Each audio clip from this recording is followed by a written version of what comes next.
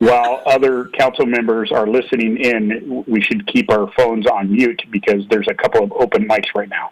Oh, okay. All right. So, okay. So everybody out there, did you hear that? Thank you. Okay. The first item on our agenda is the approval of the agenda, including the approval of the consent agenda and the approval of minutes for July 14th. I had noted to the clerk on the 14th of July, there needs to be clarification about when Deputy Mayor Combs arrived, so if somebody else was going to bring that up, the clerk is aware of that, and she's taking care of that, so. So what is the council's wishes regarding the approval of the agenda? Madam Yes. Mayor? Madam Mayor, Yes, I would move to approve. okay. Is there a second? I'll second. Okay, it's been moved and seconded. Is there amendments, questions, or comments? Madam Mayor? Yes, go ahead, sir. Could we move from the consent agenda, the introduction, setting a public hearing for a special meeting on Wednesday to new business? Yes. Is there a second to that motion? I'll second. Okay, thank you.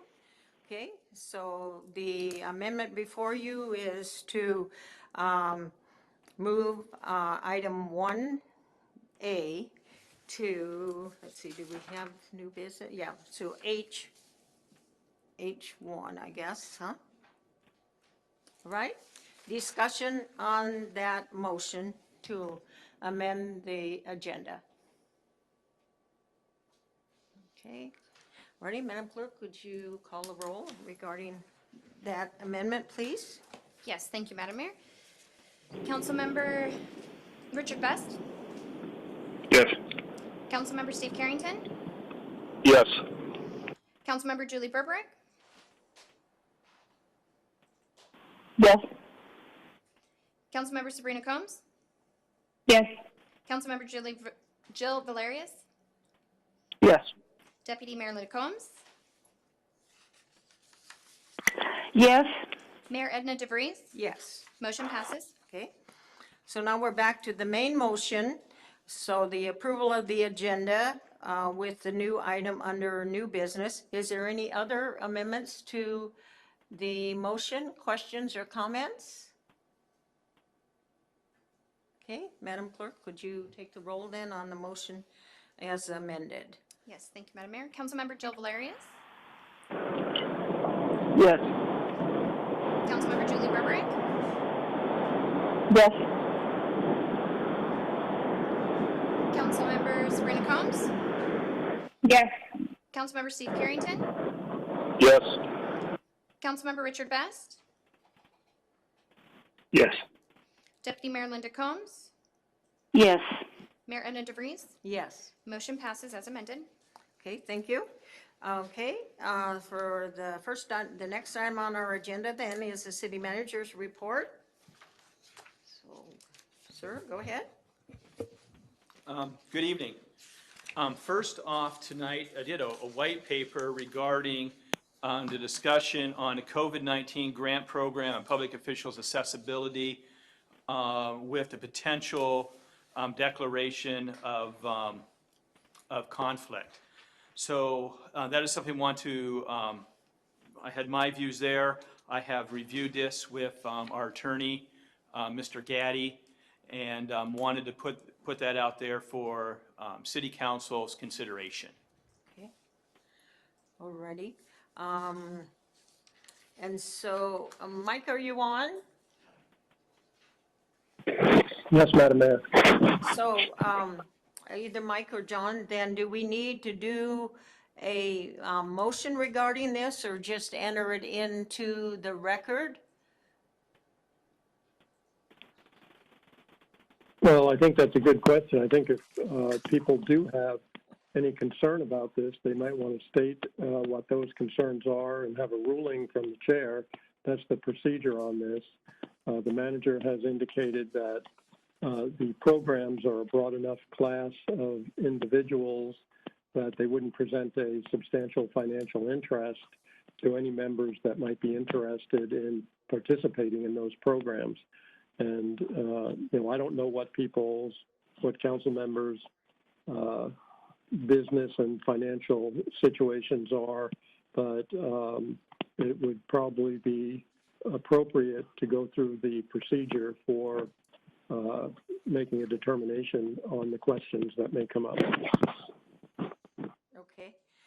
Alrighty, so the council, I think you all have the code there, code 2.06.130, conflict of interest in voting. And then you also have, let's see, is there another? I thought there was another part of the code. Okay. Then there is Charter Section 3.6, meetings of the council. And then code of the 2.06.130. Does any of the council have conflict of interest that they need to disclose?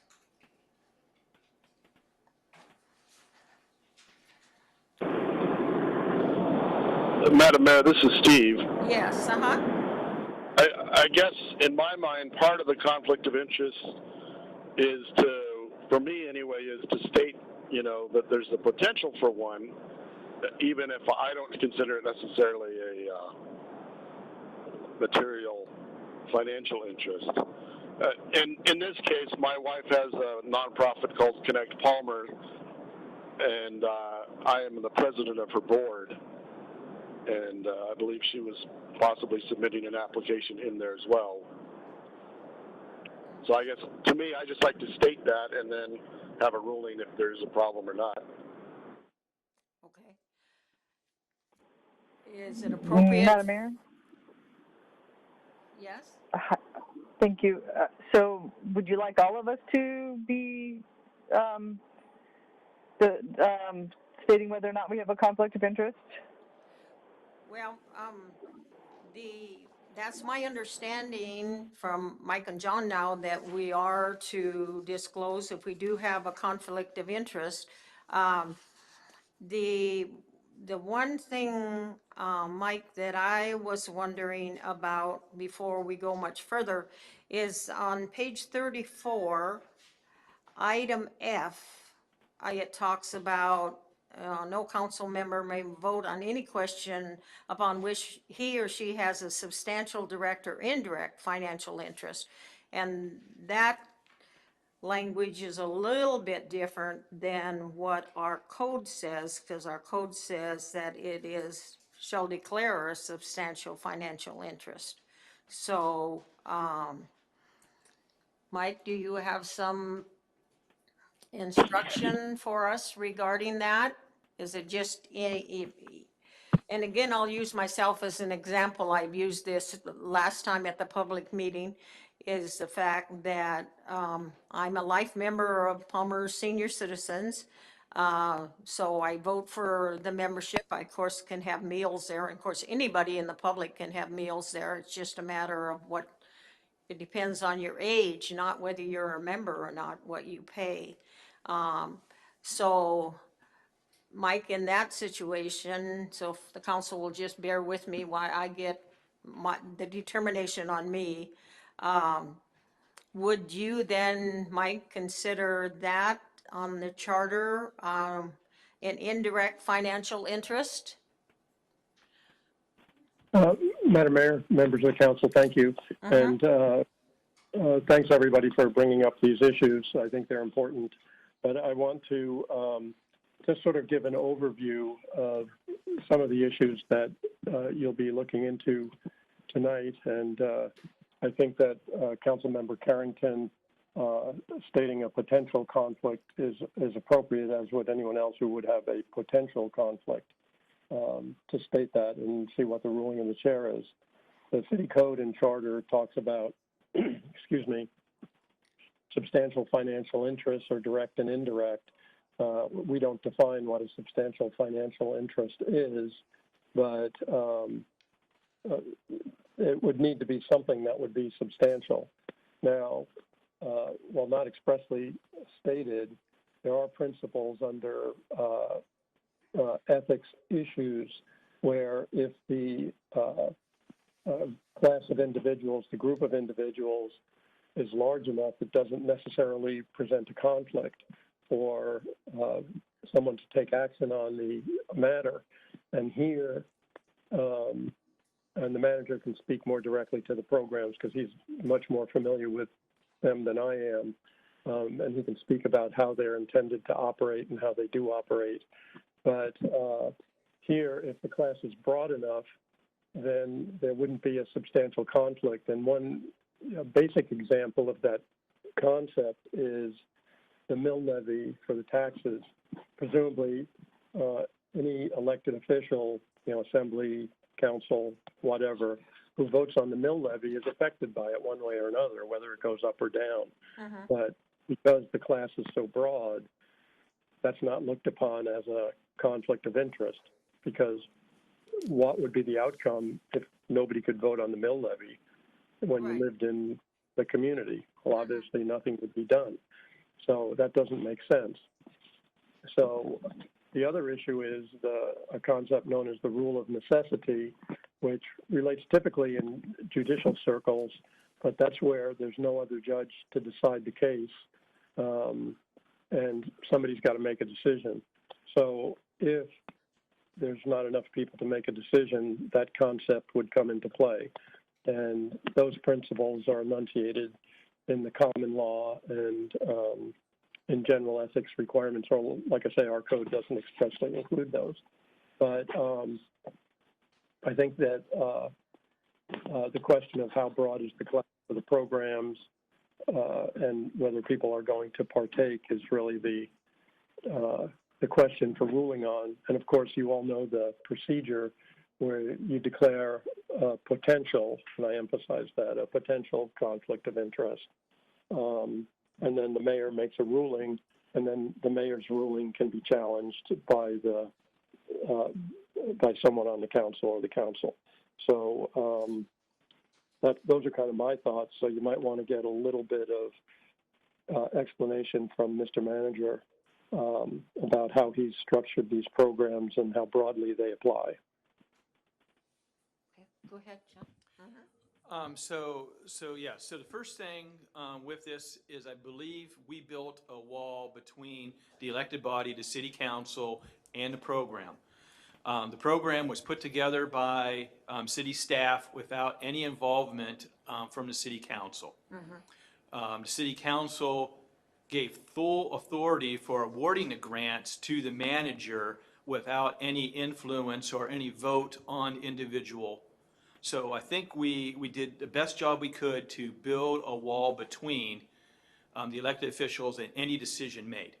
The second part is, and I think is probably even more important, that it's open for anyone who falls within the general category. So anyone who has a business in the city of Palmer with 50 employees or less is eligible for the funding, and if they meet just a few basic criteria, will receive the funding. So it's not pick and choose, it's everyone. Same thing for nonprofit businesses, exactly the same. So if you have a business or nonprofit, you're eligible. If you're eligible, you will receive funding. So it's not choosing. The second thing about this is we are strongly looking, and I can explain a little bit later on our progress, on having everybody who has utility with the city of Palmer, whether they're inside the city of Palmer, outside the city of Palmer, that they will be eligible for a grant to them based upon their customer. So that's another reason. So you could certainly say, well, as a homeowner, my award may be, not using utilities yet, but my award may be, say, $200. But if I'm a business person and I have a business and my monthly bill is $12,000, that's going to be different. But it's based on set criteria as far as use. So the last thing I want to say is, City of Palmer, 6,000 folks. We're small, we're tight, and to have people who volunteer for practically no money other than gas money to serve, or their family members or their association because they're serving on another board should not be penalized for this very broad program. So that's what it's designed for. I want to give the best opportunity for the elected folks to be able to participate in each of those programs without any type of, I got it and you didn't. Okay, all right. Okay, further comments from the, yes, Councilwoman Berwick? Go ahead. Thank you, Madam Mayor. Well, I guess I just would like to state for the record then, as you guys all know, I'm pretty heavily invested in the city of Palmer with 2 different businesses, each of which have been impacted very differently by the pandemic, and one of which is a motel, the Pioneer Motel, and has been greatly affected by a lack of tourism this summer, and also really the state fair not happening.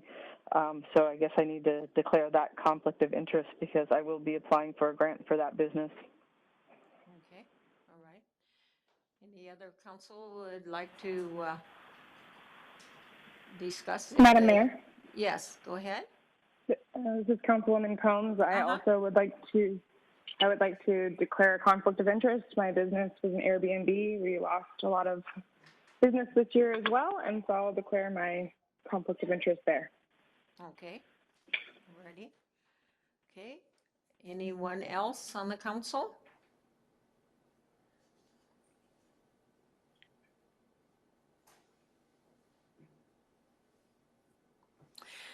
I don't hear anyone else say anything else. So Mike, do you and John have talked and you feel that there is enough of a wall between the council and the award of the grants to protect the, I guess, the reputation of the CARES funding as well as the reputation of the city of Palmer?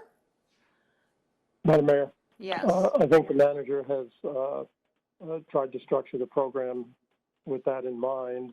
I think the important decision for you to make is whether the group of individuals that are subject to receiving CARES Act funds is broad enough to not give rise to a substantial financial interest or a potential conflict for those that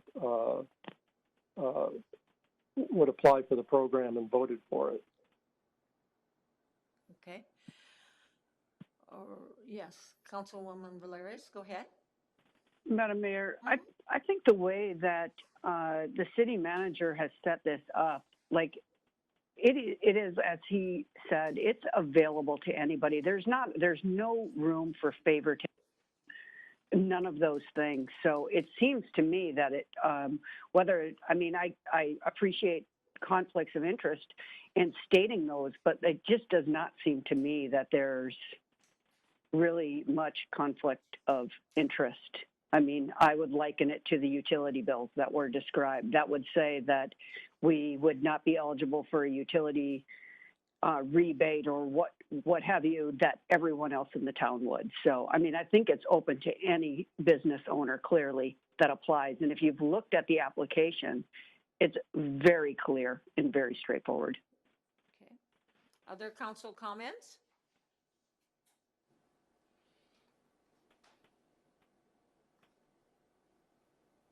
Madam Mayor. Yes, Councilman Best, go ahead.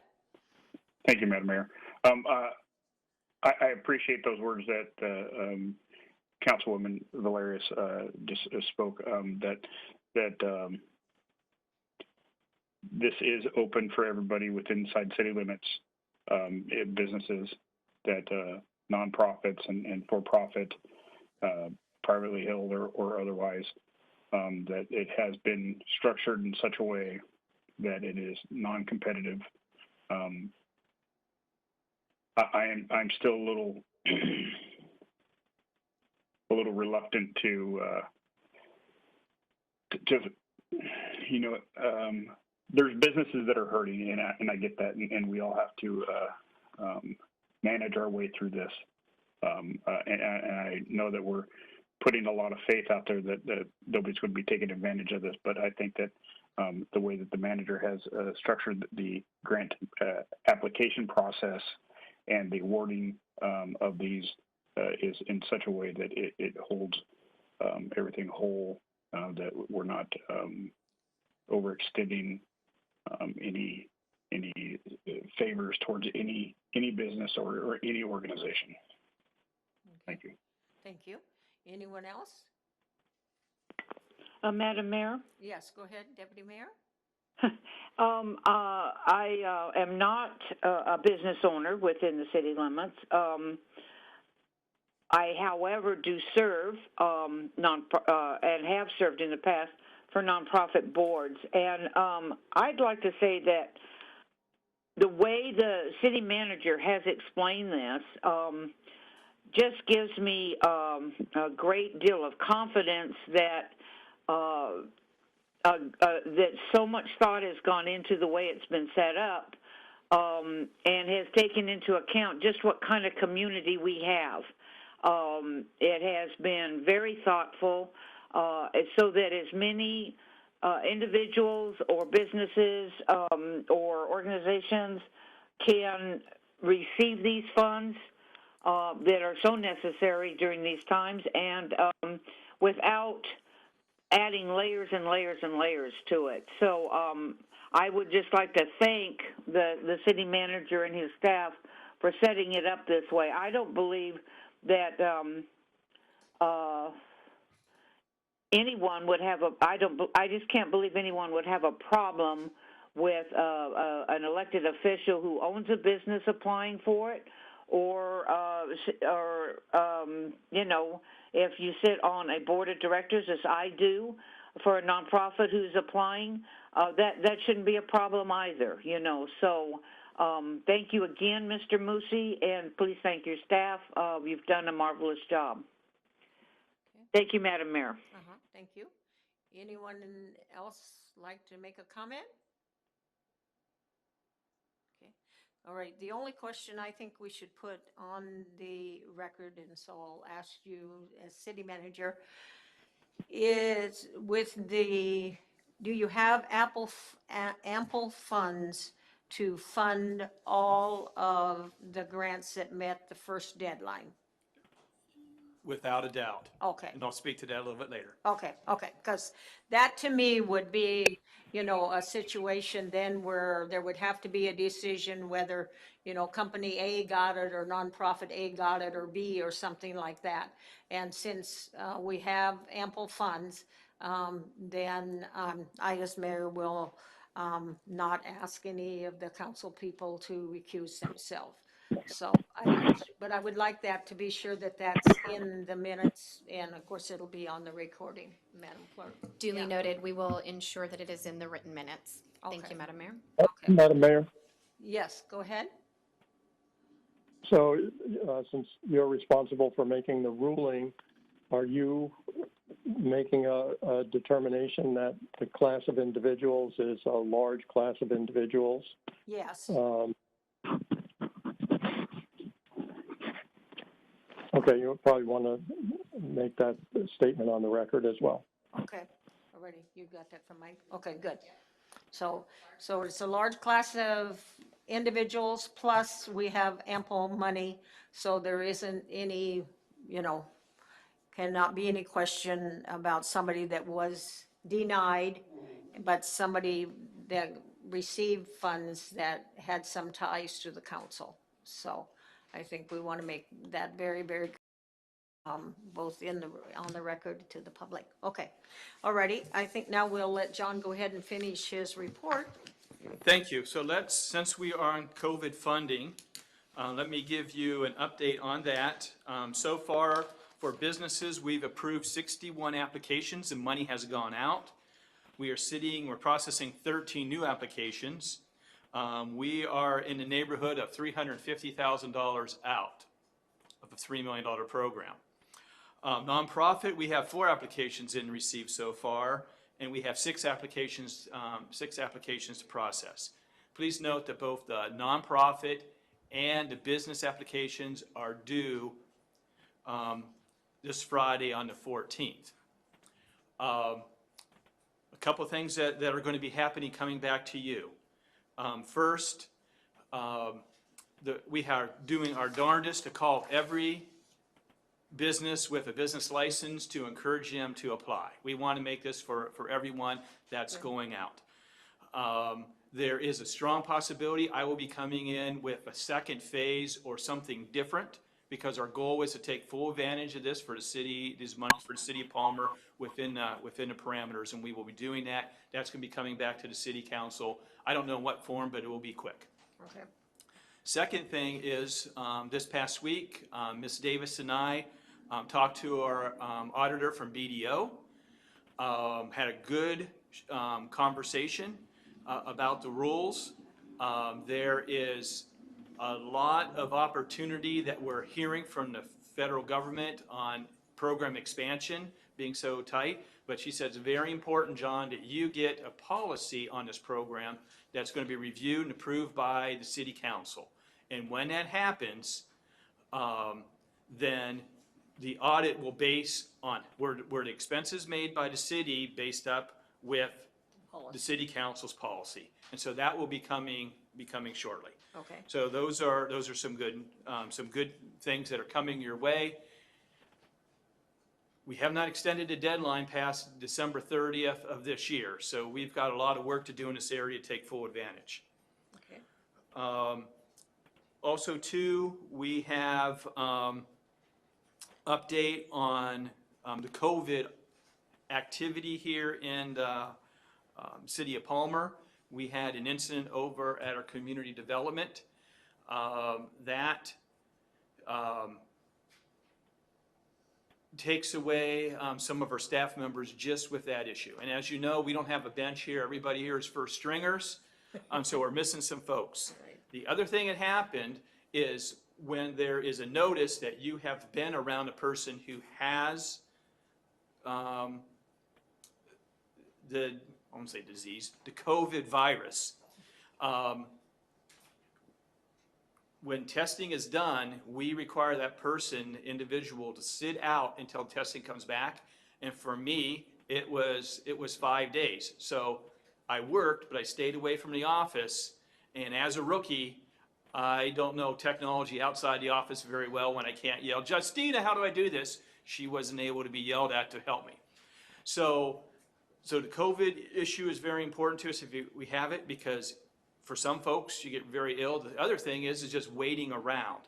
So we have done some internal policies requiring masks and that sort of thing for meetings, coming through, trying to keep meetings outside the building. So we're doing our very best to carry on business. Good. And protect our staff. And that's really, protecting our staff is really kind of job one, because we need them working. So we have that. I got quite a few things want to kind of go through. One of the things we're finding out is our personal policy manual and code does not fit very well in this environment. And I'm going to bring back a couple of changes on personnel issues to be approved by City Council. What I'm finding is we are having staff choose, in some cases, choose between being safe, healthily safe, and keeping us safe, or coming to work and being able to pay their rent. We're really too tight on that, and I want to bring back a policy change to the City Council. I'll give you reasons on why we do a justification so you can rule on that. But I think we need to make some of those changes. We're finding that this virus is lasting longer than I think anybody anticipated. Mm-hmm. I would not be surprised if we're still doing this time next year, mm-hmm. Which means we have some other issues that we need to work through as far as required time off and the federal law and how we treat people, our own staff. So I will have those back. Probably can't do it next meeting because I'm too late, but the first meeting in September. Okay. Unless, am I still too late for that? Okay, first meeting in September. Okay, so that's coming back. Okay. So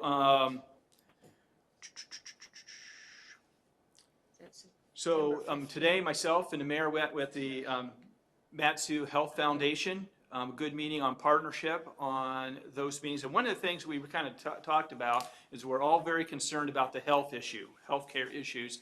But one thing that we talked about and they're very much focusing on is the mental health aspect of all this. So they're putting some investment in. We're having those conversations with them because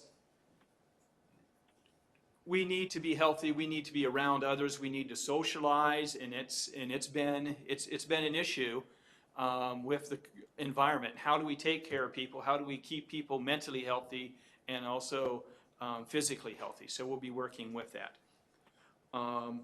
Also, too, they talked about some different trainings we can have, and one of the trainings I'm having my staff do is three trainings. One is on microaggressions, one is unconscious bias, and one is on diversity. I think it's not a perfect training, but it's pretty good. It gets us thinking about things we haven't really had to think about and wonder what's going on outside our own environment. If you are interested, city council members, we can sign you up for that training also so you can go through that. I think it's helpful. If you're interested, I think that would be very good as we do policies and make sure we're treating everybody fairly, consistently. So creed, color, religion, everybody is given a fair shake and an equal shake here is really our goal. And I think everybody agrees to that. I think the hurtful thing is when it doesn't happen and you hear that, and I really don't want to be a part of it, and I know you don't. So that's available to you. This training will be our onboarding, which when we have a new employee come on, they will go through it, and then every year we will do some type of training, maybe this, just like we do for sexual harassment and other type of harassment training that we do annually for our staff. Fire training, I went last Monday, not yesterday, the Monday before. It was a blast. If you can do it, do it. I got a crowbar, got to bust open the door, got to climb through smoke-filled towers, and I lived to tell about it. And I even got to drive a fire truck. They cleared the traffic and all citizens, so, and I didn't wreck it. So if you can do it, it's good. And I think it's good for you to kind of see what our folks have to go through. We rely so heavily on the graciousness of our on-call folks. We have 2 full-time people to operate here, and we do Greater Palmer, which is outside the city of Palmer, and we're relying on our folks, our volunteers, a lot of young, energetic people that we're training and going through. So if you can do it, I think it'll give you a good insight on what they're going through and the challenges they have. Also working on cybersecurity. We're doing pre-bids that we can use COVID money for air intake systems and HVAC. None of our buildings are built well, so when we have junk floating in the air, it sticks. And so we want to kind of move that through. There's a couple of things I wanted to ask. One thing I wanted to ask is that beginning of this budget, the city council approved $130,000 for a traffic study on speeding. This is by far the most important issue, not important issue, but number of issues brought up to me is speeding in the city of Palmer. And the chief has done a very good job getting his officers out there. We are borrowing stencils from my friends at the big White House. This is so we can paint 25 miles per hour right on the pavement. Mr. Knoll is working on signage and drawing attention to. I think you probably go around and see a couple through town. It has like the flashing around the speed signs to draw attention. But one thing I would like to make sure I get your thumbs up on is the $130,000 is for a study. At this point in time, I think we all understand we got a problem, and I'd much rather use some of those funds, maybe 20% of those funds, for buying things at this point in time to make the situation better, as opposed to having somebody tell us you have a speeding problem. So I just want to give a thumbs up. It's going to be under $15,000. I'm looking at purchasing a speed cart, and we've been borrowing one. It's not the best, although beggars can't be choosers, but to have one we can move around town to really alert people, to really kind of assist our police department in providing safety, because we only have 2 on. The chief could tell you how few people he really has and how great of a job they have, but we're not going to do that tonight. So that would be helpful. I'm planning on doing that. I think I have authority to do that, but there's a concern later tonight. If you let me know, if you want me to do it a different way, I will. And the last thing is I sent out a letter to,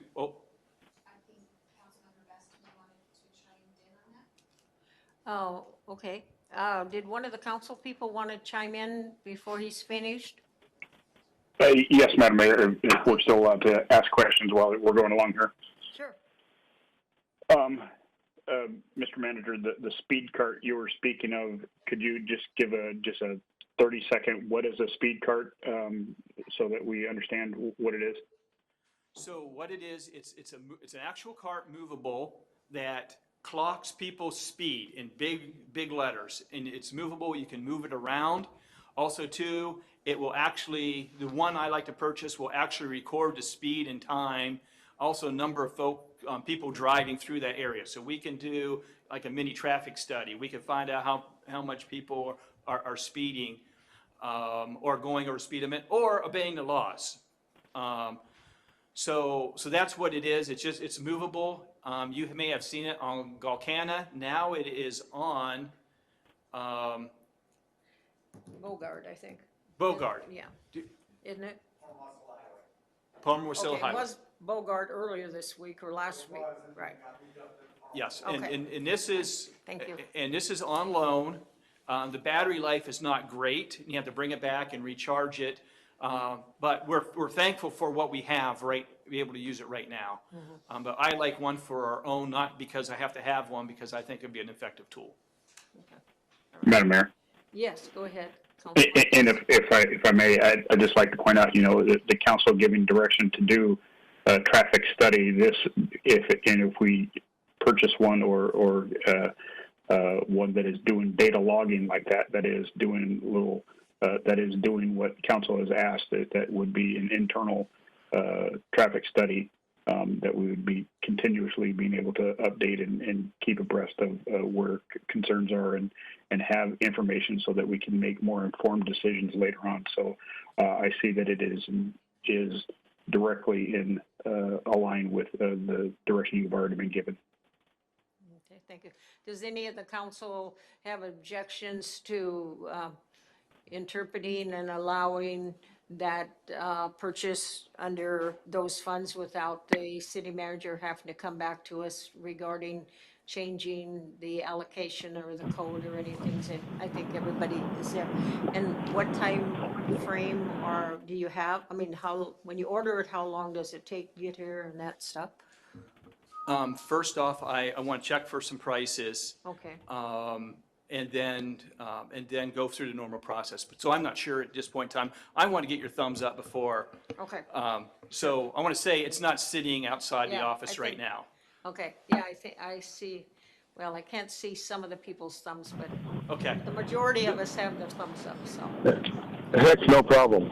Okay. Yeah, okay, So the last thing that I have is I sent individually out a couple letters regarding UAF at the experimental farm for their study on potential gravel extraction. So I put that in, asked if this city council wanted to do anything in addition to that. So here's what my thoughts are, is the first thing I'm noticing as manager is at least 62.4% of my concerns in the city of Palmer come from residents who do not live in the city of Palmer. So people care about us a lot. I have gotten so many nice emails regarding Tim Rocky's favorite band, Alien Ant Farm, and Saliva, on why did I give them a permit for that festival. that's right. And I have to inform them, sorry, I don't. But the experimental farm is, I think, a tremendous opportunity for really the valley. That is considered Palmer. It's connected right next to the college. It's connected right next to the hospital. And my thought is they want to do gravel expansion. For us, it should be a longer-term plan or a plan where it's not going to harvest gravel and leave a pit there. It will increase traffic, and my point is I would like to be able to have City Palmer sit at the table when there's a discussion and encourage the university to look at this long-term as a part of the community, as opposed to this is just an asset we can take. I know they are running into serious financial problems. That's obvious. My concern, though, is sometimes a quick money answer is not the best answer long-term for them or for the community, and that was the intention of my letters that I sent out. Okay, and we're at the end? That's the end for me, Okay. but I will be here. All right, Madam Mayor, yes, Councilman Best? if I may, on that letter, generally, the city council, when it comes to position statements from the city on matters outside of our city limits, and I'll kind of go back through a little bit of history, Hatcher Pass Development, Alaska Railroad Spur, Point McKenzie, Point Mac Prison, the port, all those were discussions that were had at the table by the council as the position that the city council was going to project. And I prefer that we have those discussions here. Not that I disagree with that our farmland is not a very important thing to protect in our region, in the valley. It is so important to the character and culture of our area, and not that we would not take this position. But when the city seal is applied and is a position from the city itself on matters that are outside of the city's limits, I would prefer that those are discussions that are had at the table, and we make that decision as a governing body. And I would just appreciate that we kind of keep that in mind as we go forward. Yes, go ahead, sir. Thank you, sir, for your comments. It is my desire to meet your direction. I think it was 2 meetings ago, we had it's a similar issue, but another issue outside the city of Palmer, and I thought it was my understanding city council did not want to weigh into items outside. So I will bring each of these back to the city council before I send something out, and I easily could have waited a day and say, these are letters I'm planning to send. But yeah, I want to follow your direction on these important issues. And so I will do that. But going into this, I thought it was my understanding based on our last conversation that city council did not want to address those type of things. Yeah. I think the only problem is then if the council doesn't want to address it, then it shouldn't come from the city of Palmer. You see what I'm saying? If you wrote the letter as a private citizen, but you wrote it as city manager, so that in fact sounds like it comes from the city council, so. I understand. Yeah, I meant to come from the city because I think this is an important issue from the city, but I will handle it differently next time. Good. And the time after that also. Okay, good. For the rest of your Madam life. Mayor? Go ahead. Sorry, and I apologize to Mr. Musi that if the impression was that that council was not interested in participating in the discussions of things outside of city limits, that was not what I was trying to project when we had our last discussions. That policy questions of positions from the city proper is something that I do believe is important for us to have at the body. I think that what was being discussed at the time was that we didn't have much interest in engaging in positions that were outside of city limits at all times.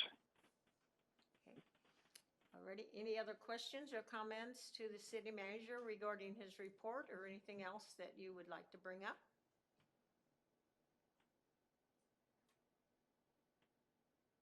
Okay. And also on the traffic study, you're purchasing some more yellow signs, are you? The pedestrian signs? I feel that those pedestrian yellow signs are very effective, and so I just want to be sure that some more of those are on the way if they're not already, so. So, any other input or questions from the council to the city manager? Okay, already, Madam Clerk, we're ready for your report. I think City Manager Musie's right. It's been a hoppin' here in the city. I have a list as well. So I wanted to remind the council and just have it here in the clerk's report as well, as it was quickly stated at the very tail end of the meeting last week, that it has been officially confirmed that early voting for the city of Palmer will be Monday through Saturday. Okay. So we will be having the Saturday voting 8 to 5. So the only day that won't be open is Sunday. Okay. So I'm very excited about that the election officials were open and ready to step up that extra day, and we're bringing that back for that voting. We do have, well, this is one of those, we do have the special meeting tomorrow. This is one of those very kind of timing things, so that's why I just want to give a reminder. It is at 6 o'clock. That's what that difference is. We normally have our regular meetings at 7 and special meetings at 6, so that, please note that time change. Okay. And then between the special and regular. And then one of the things that I had communicated with the council was about this utility billing insert letter that's going out. And this was brought up at the last meeting, how this special meeting and all of this timing for approving these ballot measures tonight, tomorrow, or not, or however that's working, that this has impacted the ballot approval and development process, and also that means it has led into the utility billing insert. And what the utility billing insert for this week was supposed to be was kind of highlighting what was supposed to be on the ballot. Well, I just wanted to let the council know that while that was originally the intent, that I've had to tweak it because it is due and I can't get back the ballot setup and development, all of that stuff, to be able to include it in this UB insert. So it's tweaked just slightly. It's going to be a letter that's going to talk more about what are the ways that someone can vote. Oh, okay. So it will highlight the 4, absentee by mail, and it'll have that application, as we're still getting those from citizens and still getting calls on a regular basis about it. I'd like to include that again. It's going to have early voting information in there. It's going to have the poll day, and it does have the change in location from the senior center precinct to the Matt Subaro gym. So highlighting that, and then the special needs personal representative.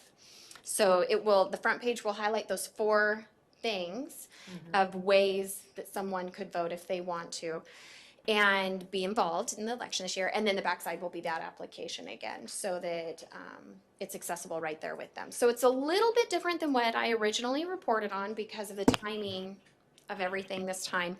But for future, we're hoping to get back to that original intent there. Then I did have one more, which was I wanted to speak on kind of that, well, no, I have 2 more items. The initiative petition. Sorry, I want to slip this in really fast. Today, I certified the initiative petition. As council remembers that we have had an initiative petition filed and a referendum petition filed. The initiative petition was on the charter amendment for the council seats and term limits, not the seats, the term limits.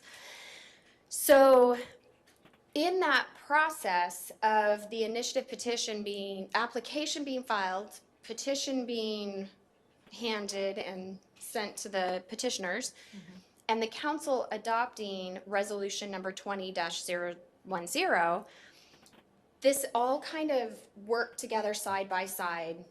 And so he continued with his process. Council adopted resolution number 10, which, as we know, is a substantially similar matter as the petition. So that is the ballot measure that will be on the October ballot, is what's resolution number 10. But in honor of continuing that process, as we have to do with the code, when he submitted his petition books, I went through, continued that initiative process as code states. It is certified, so a letter was sent to him that the petition did meet sufficiency of it collecting enough signatures for certification. However, the initiative petition measure will not be on the ballot as council members resolution number 10 was adopted and will truncate, will supersede the initiative petition per Palmer Municipal Code. And it cites that code reference. So I say this because that did go out today. If it gets posted on Facebook or if communication gets out there about this initiative petition on the term limits being certified, it was with a very strong paragraph in there about per code, it will not be on the ballot, councils will be on the ballot. Okay. So I really wanted to kind of make that clear. So does anyone have any questions as to that process and why that all kind of came about, how it came about? Because I share that concern, that how that might look with the certification after Resolution 10 being adopted. Council, does anybody have a question to the city clerk? Everybody able to follow the distinction there? So you're prepared in case you see some posts or hear some comments or something like that. Okay. All And right, so go ahead, ma'am, Thank if you have you. more. And I do want to add that as I'd spoken to the petitioner, it was very clear in the petitioner, to the petitioner, confirmed that he understood all of that. Okay. So there shouldn't be any confusion in that regard. So Okay. I just want to make sure. And then the last was some questions came up and some process on how the initiative petition and also the referendum. So with the referendum being pulled off consent agenda, if it's okay, Madam Mayor, I'll hold that until the new business discussion so that all the topic is together. At the same time? Yeah, is that okay? Okay, so I do have that one. And then I do want to let the council know as well that I do have, I have been receiving written testimony regarding that matter that isn't in the record because it's held for the public hearing as requested by the citizens. By the people. Okay. Yeah, All right. except the one that I handed, that I'll The one read that during we have audience today. participation Okay. tonight. Okay. Thank you, Madam Mayor. And the other thing, the training that the city manager mentioned, I just encourage council, if there's any of those that you're interested in, if you'd be sure and check with the city clerk, because of course that will still be under the Open Meetings Act, so we'll have to schedule ourselves. So is that okay with you? You can manage that, yeah. So, and the city manager didn't say when the trainings were. Maybe speak to that between the two of you, one of you could send out a notice to the council members saying when the training is and what dates, so then they could check, choose and get back to you. Because you said there were going to be 3 different trainings, right? They are online, so you can do. Online. You can do Oh, it anytime you okay. want, so. Oh, good. Yes. Oh, great. Okay. I'm sorry, she's talking the fire training. Oh, right? no, I wasn't. I was talking the other training, but the fire training I know you have online, waiting, right? Yeah, because we have we have 2 more opportunities because that's just through the end of August. Right, so the 17th already has 3 participating. So Okay. that leaves the 2 more that you're speaking of, Madam Mayor, for the following 2 Mondays that council can attend and respond to Okay, in there. So yeah. you are correct. Okay. And yes. And thank you Lucy- for clarifying that. If you said that online training, I missed that completely. So, okay, so erase all of that part, everybody. So, anyway.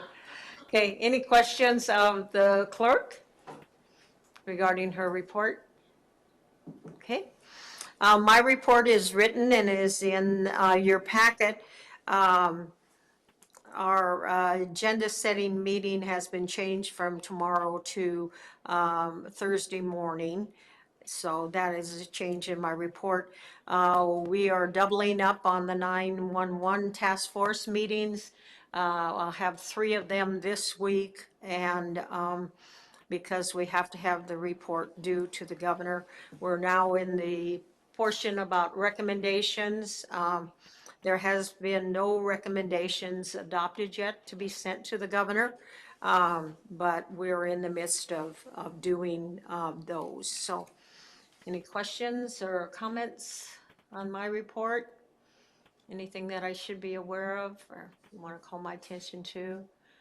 And as you probably all seen and were aware that they did go ahead and hold the Green Day Gallop, it's going to, from talking to Denise and that it is going to change quite a bit for next year, but we'll see that when and if they do apply for a grant, but at least that was held, so. And I think they had, acceptable turnout considering what's going on and how they had to change it and stuff, so. Anything that else I should be aware of or anything? I haven't had a chance to check in at AML. Has anybody else or I'm sure Councilwoman Combs has. Do you have anything or do you want to do it under council comments or would you like to say anything now? I can say it now. Yesterday we had a really great discussion. The governor was on talking about COVID and CARES Act funding, and it was nice to hear from some different mayors from around Alaska on what they've been doing with their CARES Act funding. And then today we had a nice chat with Lisa Murkowski and then dived into our legislative positioning statement. So we'll be doing more of that tomorrow. And so probably the next meeting I'll have a better update for us. But it's been good so far. Not as largely attended as I would hope, but it's been good conversation. Yeah, I think there's a difference when you carve out the time to go physically someplace versus when you're trying to carve out the time to, for another quote Zoom meeting or teleconference or something. So anyway, that's my excuse. So any other questions or comments regarding my report? Okay. Mike, do you have a city attorney's report? No, not tonight, Madam Mayor. Thank you. Thank you. The next item on our agenda is audience participation. Anyone is welcome to address the council. 3 minutes if you're representing yourself and 5 minutes if you're representing a group. Audience participation is now open.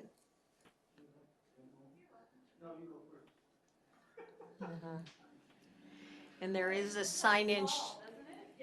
You did. Okay, great. All right.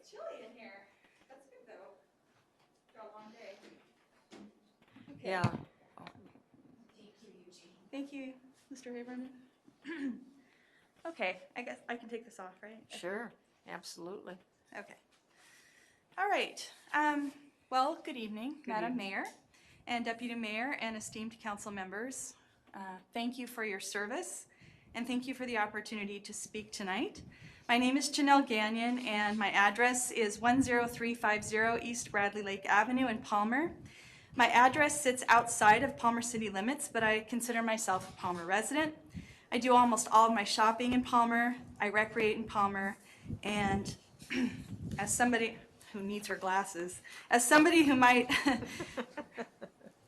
who highly values community service, I both tug on the people in Palmer who hold leadership and to help me with service projects, but I believe I also give back much of myself to the community. I'm invested in Palmer and I'm proud to live in Palmer. So it is because of that that I was initially just honestly dumbfounded by the decision that was made at the last council meeting to temporarily lift the ban on plastic bags due to a supposed shortage in paper bags.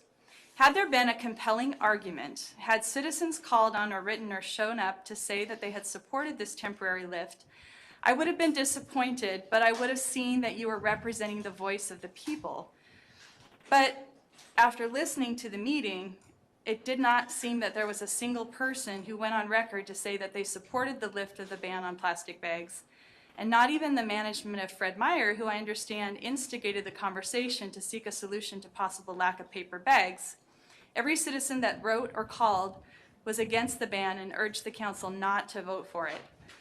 Now I can understand if those of you who voted to lift the ban may have felt that there were citizens who wished to see the ban lifted and would want to make sure that their voices were heard, but they did not show up. So at best, I really don't understand why you didn't table the issue so that the people who you represent could see that you made every good faith effort to see that lifting this ban had public support and that you had exhausted all efforts to be creative in finding a solution. When I first heard how the council voted, I was incredulous. I really couldn't believe it.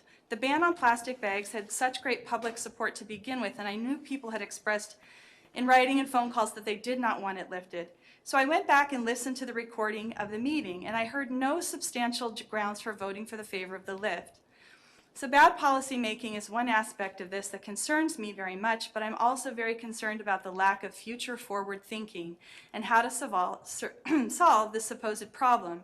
Going back to plastic bags is just such an easy solution. It lacks creativity and innovation. And certainly there are people of all generations who are in support of improving the health of the environment with efforts like banning plastic bags, to start with at least. But many young voters, perhaps especially newly eligible voters and those who are soon to be eligible voters, think much more broadly with solutions-oriented focus that demands innovation, new ideas, future-forward thinking. And they are watching how those of us who are seasoned, who think of ourselves as seasoned, are making decisions, and they're taking note of it.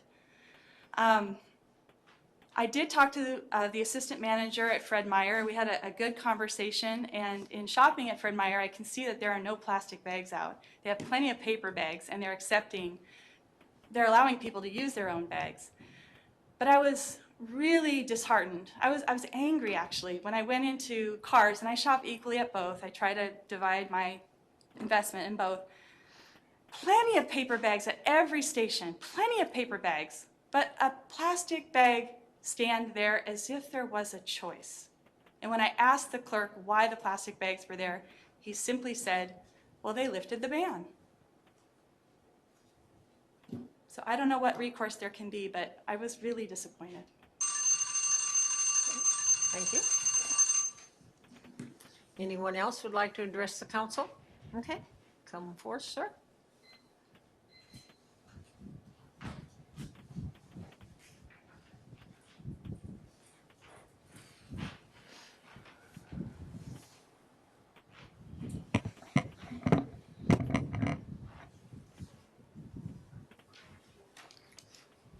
I'm fine, but if you guys go ahead and turn some of the fans on.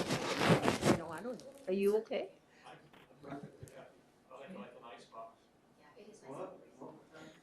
We're waiting for you. We're waiting for you to start, sir. We are bidding on over under. Go ahead, Eugene. Okay, can you hear me? Okay. My name is Eugene Carl Haberman. I live in the Metro Valley. I follow the public process. When the public process is done appropriately, decision made by the governing body is more likely in public interest. Note number one, the item that you had introduction for tonight, you introduced it tonight to have a public hearing tomorrow night. Or did I miss something? The marijuana thing? We moved it to new business, so it has not been addressed yet, sir. Okay, well, if you make a decision to move it to have a public hearing tomorrow that was on the agenda for tonight, the fact is, state law, not the open meetings law, provide a reasonable opportunity for the public to be heard. You can't be going from one day and the next day have a public hearing. That's not a reasonable opportunity for the public to be heard. But I'm sure the press in the back and the frontiersman is going to ignore my comments and make sure it's not reported. But now the next thing. Face coverings. Now, the borough attorney at the last meeting made a statement that they're a second-class borough, therefore they can't do anything by putting out laws dealing with face coverings because the borough is second class. And the governor is looking the other way on this whole scenario. But the fact is, City of Palmer is not a second class. It's according to the clerk, unless I misheard, home rule. And you can put out an ordinance and introduce it to address it. And I would encourage you to do so, okay, at the earliest possible moment, not delay. Because the concentration also knows the fairgrounds down a few miles from here, roughly, is looking the other way on wearing masks. I attended a function, doing the food gatherings, and hardly anyone was wearing masks, and there was a strong concentration of people. It was on a Sunday, and the presenters of the state fair, as I were not even wearing masks either. And the food people were, hardly anyone was wearing masks. I don't know about gloves either, but this is what's going on. Blind eye looking the other way. But you can take the step. You can take an important step and deal with face coverings and not ignore it. And I see in this meeting, more people are wearing face coverings, but the clerk and the mayor is not doing that. So in all references, how can we expect the public to wear face coverings when elected officials and bureaucrats that work for government do not? And the last meeting at the Borough Assembly, only one assembly member was wearing face coverings when I addressed. There was no one in the room. And they reduced this, City Manager Musi will understand this room. To close with this reference respect. Because of the election that's going on now, the room was divided with a wall that reduced considerably the size of space for a Borough Assembly meeting. It was packed with borough employees. About 2 members of the public, me and one other approximately, were there. And the assembly members were not wearing masks except for one. And we were packed in there. And that only one word I could say in closing is despicable. Thank you very much. Mm-hmm. Thank you. And thank you for the few seconds extra. Yes, that's right. See, I don't know who won the bet, but he was over. What did you say? I heard the word meeting's over. Anyone else like to address the council? Madam Mayor? You want to go ahead and read? Yeah, Uh-huh. cool. Thank you. Uh-huh. So note that we do have one written testimony that was submitted today that was asked to be read into the public record at the meeting tonight. And so this is from Brian Daniels. Hey, Norma, I'd like this to be read as public record at the meeting tonight if possible. My name is Brian Daniels, and I'd like to thank the council for having the discussion regarding the repeal of Palmer Municipal Code Chapter 5.32 marijuana business. I look forward to hearing the public's input regarding this issue. That is the end of the message. I do want to note that copies have been provided in the back of the room for the public access. Copies were sent to council, one piece of, in scan was sent to the council, so we meet code requirement that it was in their hands for the evening as well.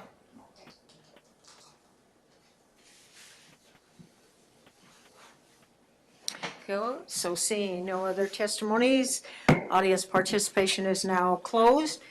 The next item on our agenda is public hearing on Resolution 20-019, issue of utility revenue bonds in the principal amount not to exceed $8 million to finance wastewater utility improvements as required by the federal consent decree, and to submit the question of the issuance of such bonds to the qualified voters of the city at the October 6, 2020 city election. And this is our second public hearing, and we do have a pending motion. Does anybody have any objections for me opening the public hearing? Anybody need a staff report or anything? Okay. I will open the public hearing on resolution number 20-019. And during this time of public hearing, we will only take testimony in support or opposition to this resolution. Is there anyone that would like to address the council on this resolution?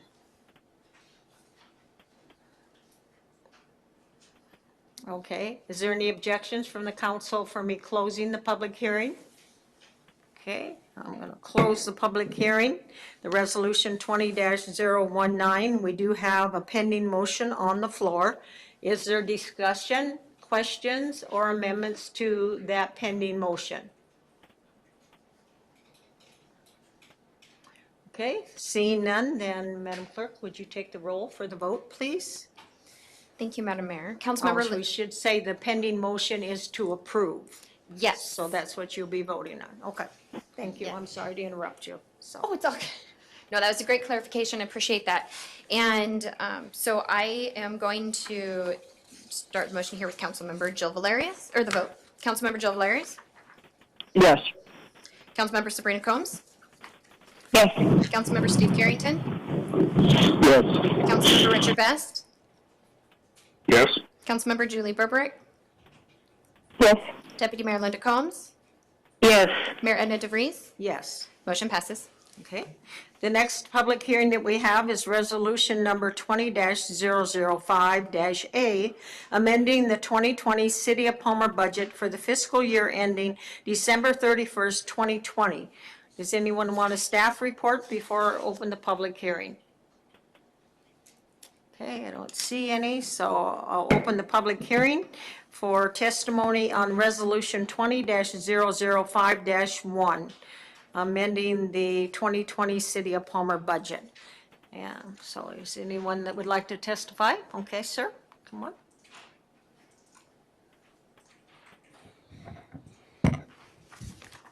Yeah, okay.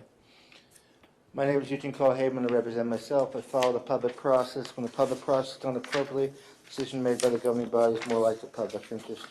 My comments are on resolution number 20-005-A. That's before you right now, correct? Okay, just so one, I can make mistakes. I'm not perfect either, with respect. Oh, wait a minute, okay. Did you have two public hearings on this one? No. No, Okay, it was the other one you had two public hearings, right. and that's where I should have been speaking on, okay? Because I want to stress this is just a little short note here. Whenever you open up public hearings, and you have a public hearing, then you continue it. But in the middle of it, you do amendments and changes of it. You can't do that. You're making a decision. So that's all I have to say. But I think that was on the other one that you just approved, and I was at the other meeting, and I witnessed that scenario. So that was you making a decision before you heard the public, before you closed public hearing. That last one was inappropriate. Thank you very much. And yes, it was. You don't know what to talk about. I thought this one was the one of last meeting, but this had only been heard once. But the other one you had, you did some changes in that item, if I remember right, the previous one. No, you didn't? No, One of the things you did, The revenue bond, we did not make any changes last time in the you public didn't do any hearing. changes on from the first hearing before the second one? Okay, well, I'll go look at my notes. And, Yeah. Maybe on something else, but not on the revenue bond, we didn't. okay, Okay, yeah. no, I'm not talking about this one, it was the one before. Yeah. Okay, you don't recall which one was that I'm referring to? I know exactly what you're referring to. There was no change to this bond. What was approved tonight was exactly what was introduced the first time, the last meeting. No change in between. Point of order, Madam Mayor. You're confusing us at the Okay. borough who makes all those changes, not us. Okay, all righty. Okay. Okay, thank you. Councilman Best, did you have a comment? I was just bringing up the point of order. This was a public hearing. There wasn't a debate back and forth. Discussion, right, yeah. Well, as you know, the temptation there is to correct Eugene sometimes. So, anyone else that would like to testify on this public hearing of Resolution 20-005-A? Okay, council have any objections to closing public hearing? Okay, the public hearing now is closed on Resolution 20-005-A. What is the wishes of the council? Madam Mayor, I move to approve resolution number 20-005-A. Okay, is there a second? Madam Mayor, I'll second that. Okay, so it's been moved and seconded. Discussion, comments, amendments to the motion? Madam Mayor, Yes, go ahead, Deputy Mayor. I'd just like to have a clarification Sure. regarding the proposed amendment to General Fund Revenue 3685, the SART revenue. I know that there was a zero in the current 2020 budget, and I'm a little concerned about that because that should be a budget item every single year. That is a solemn promise that we made to the public that we would, put our money money in and we would support the sexual assault response team every single year because there had not been one for many, many years. So I'm just a little curious. It could be an accounting thing. It could be we don't know how it's going to pop up or whatever till a little bit later, but if somebody could address that, I'd appreciate it. Okay, Deputy Mayor, that is the revenue side, not the expenditure side. And you're absolutely right. In our budget, we did budget monies to expend for that program, but Okay. but it came out of the general fund monies, the tax monies. So there was no income appropriated because it was just appropriated in the general fund. All right. I appreciate that clarification for me. Yeah. Thank you very much. Yeah, and then John maybe has something additional. Yes, so if you look at page 43, general fund revenues, we received $8,171 to amend the budget. If you look down at the current budget for that SART item, Ms. Combs, we had $35,000, and so what we did is we added the $8,000 to give us $43,171 for SART. So you are correct. With that, there was $35,000 budgeted for this year's budget. We got it, and I don't know exactly how we got it. We got additional $8,000 to throw in to the pot. All right, and I'm grateful for the extra $8,000, and I appreciate the response. Thank you. Any other questions or comments on this resolution? Amendments to the motion? Anything?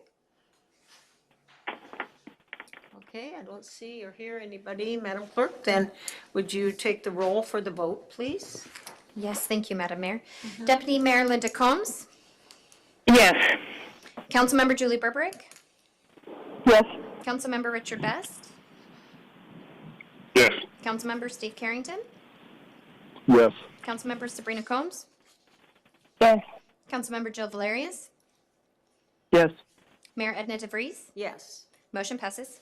Okay, now we are under new business, and we will be taking up the item that had been moved from the consent agenda, the introduction and the setting a public hearing to a special meeting on Wednesday, August 12th, 2020 for ordinance number 20-008, repealing Palmer Municipal Code, Chapter 5.32, marijuana businesses, prohibiting the operation of marijuana cultivation facilities, marijuana manufacturing facilities, marijuana testing facilities, and retail marijuana stores pursuant to AS 17.38.110 local control, but not restricting industrial hemp as defined herein.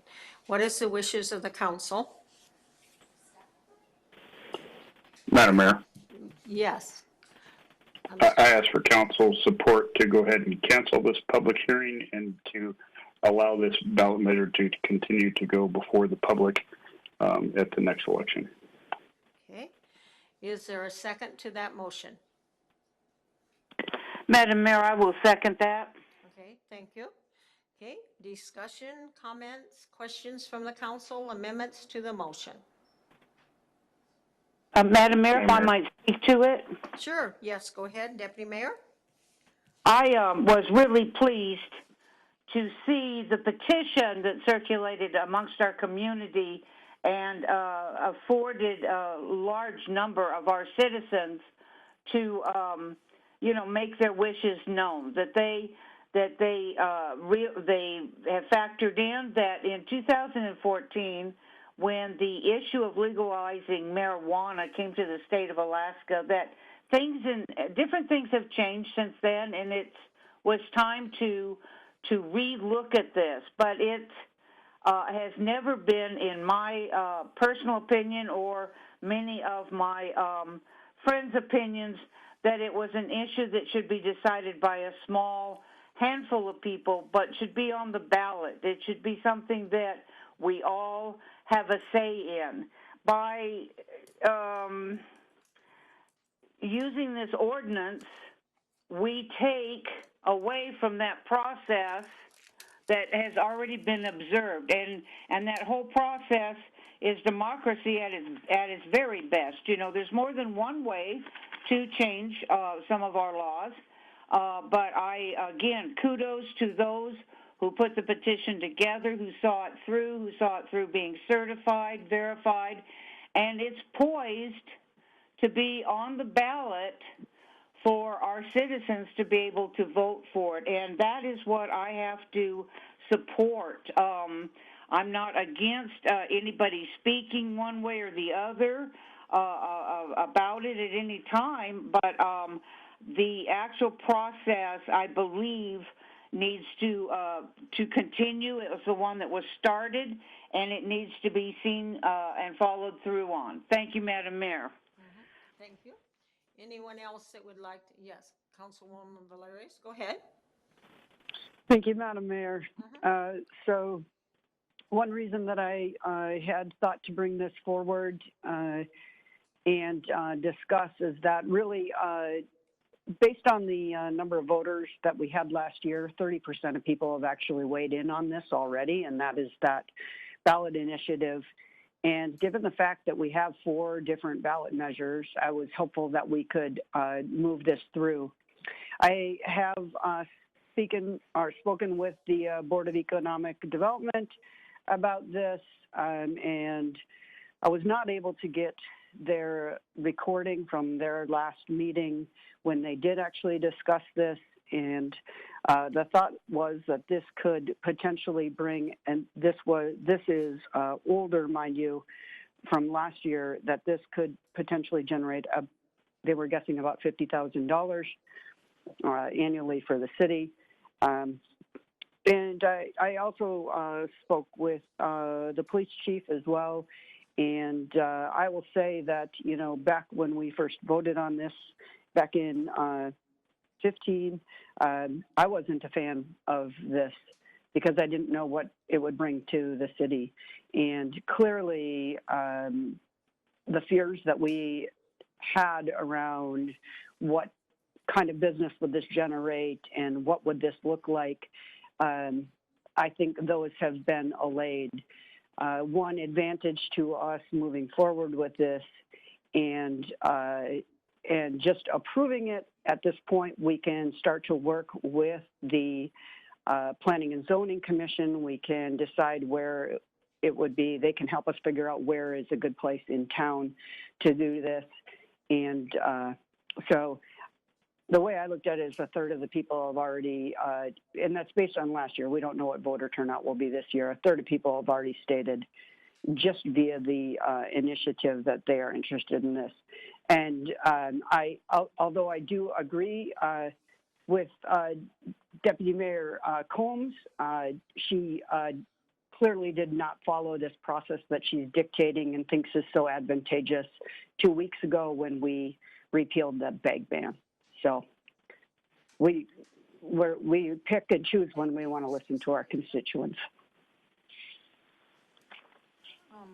Councilwoman Valerius, the plastic bag ban originally was adopted by the council. It never went to the Correct. Yeah, it never went to the voters. Sure. No, I didn't I meant that we're listening and we want to listen to our constituents, and we do sometimes, and sometimes we choose not to. Okay.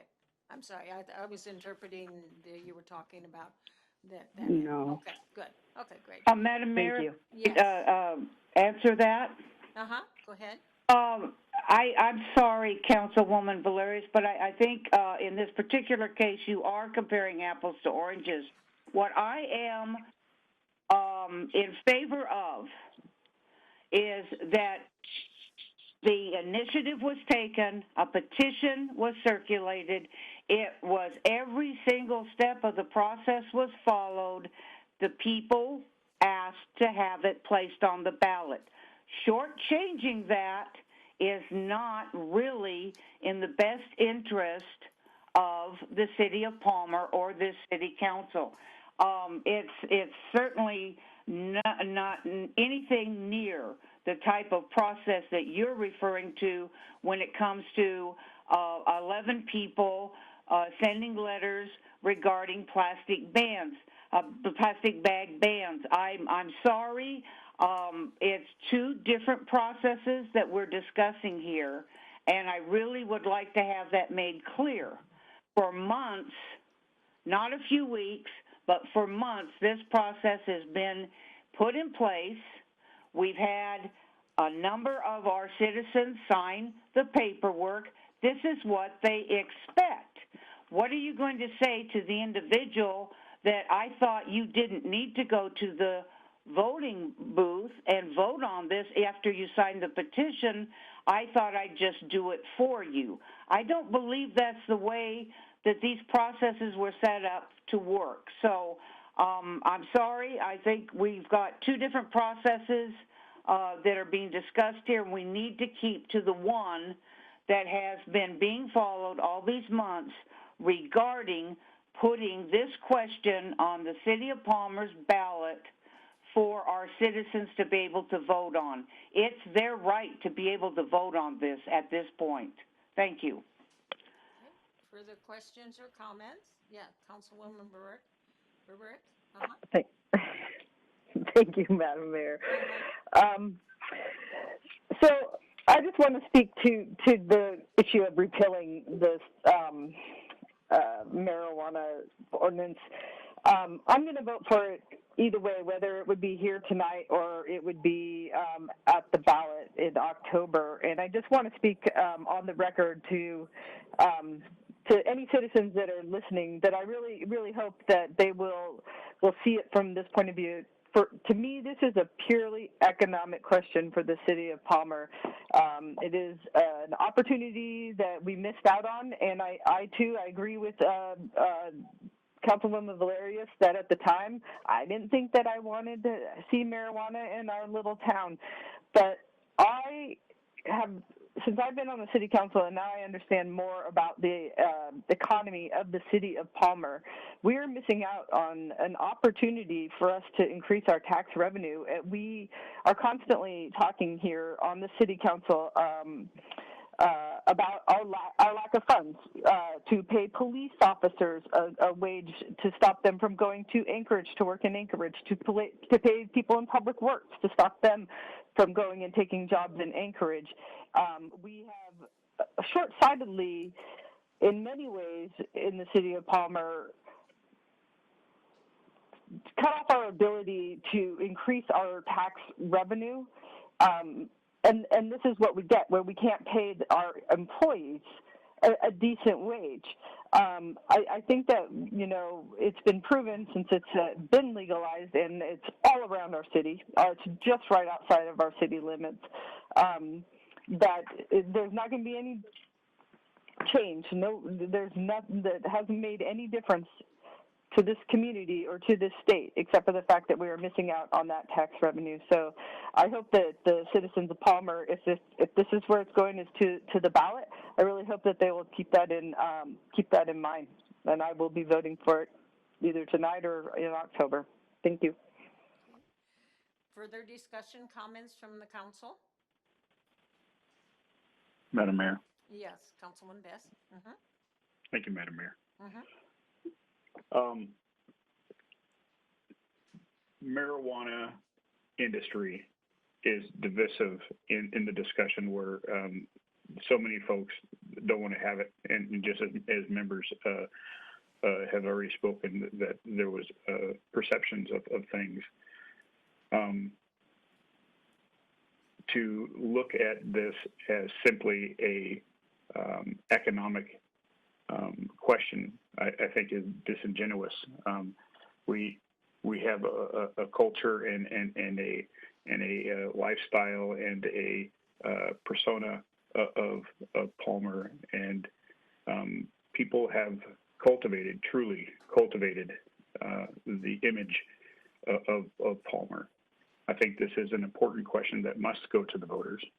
That this is the question of who we are and what we express ourselves to be as a city, and I think this is a very important question to be put in the hands of the voters themselves.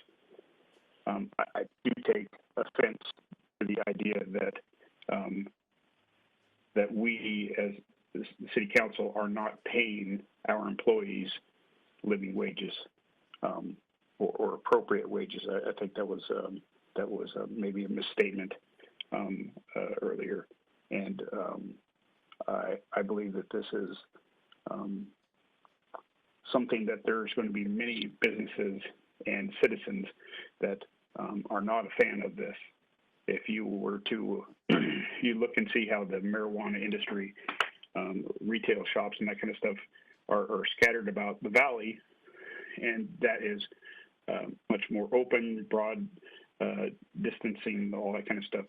You look into the much more densely populated areas like Juneau, where there's marijuana dispensaries, and there is no way that you can ignore that those businesses are there. People are smoking marijuana, walking down the sidewalks. They're leaving wrappers and some of their containers on the sidewalks. There is no way that you can ignore that it is there. People are openly utilizing it, and so I think that's a discussion that needs to be had in the public, and let the voters make that choice. I'm sure there's going to be plenty of discussions as we gear up for the vote. Thank you. Further questions or comments? Any amendments?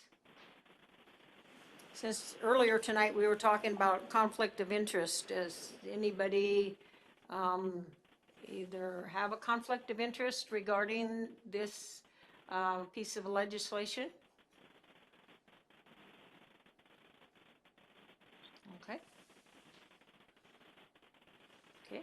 Any Madam further- Mayor? Yes, Councilman Best. I would like to revisit that again. If we look back at our Chapter 3 of our Charter 3.6F, and it says no council member may vote on any question upon which he or she has a substantial direct or indirect financial interest. And I will ask again for you to ask if there is any member on this council that has a direct or indirect financial interest. So, Madam Mayor, yes, Councilwoman. can you guys just be more direct? If there's obviously someone that you think has a conflict, can you just ask that question? I will leave it up to the council person if there is. That's just a question that was asked of me regarding this, and so if any of you have either direct or indirect financial interest, either Madam now Mayor. or anticipated, that this Councilwoman Valerius? In with regard to what we're talking about right now, is that what the question is? Right. Oh, okay. Yep. Yeah, just regarding this issue. Councilwoman Burberry? Madam Mayor, I do not have an interest. I'll just put that on the record. Okay, thank you. Madam Mayor, I don't have a financial interest in this. Okay, good, thank you. Okay, any further discussion, comments? Any? Yeah. Perhaps, Yes. Madam Mayor, if I may, maybe Mr. Best could allude, or is he the one who has the interest? I'm really confused about how this has been brought up.